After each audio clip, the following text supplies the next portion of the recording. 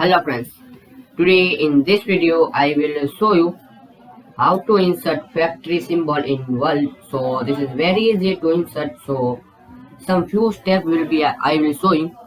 So just click on insert and click on symbols, click on more symbol. Now you need to just font select this one and character code is just type 1F3ED.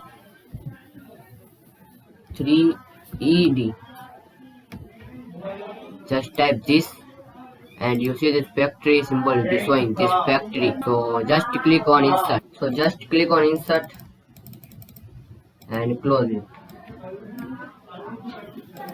I will show in big this easy and simple way to insert this factory symbol. So hopefully guys you like this video. Please like, share and subscribe my channel. Please comment this video work for you or not.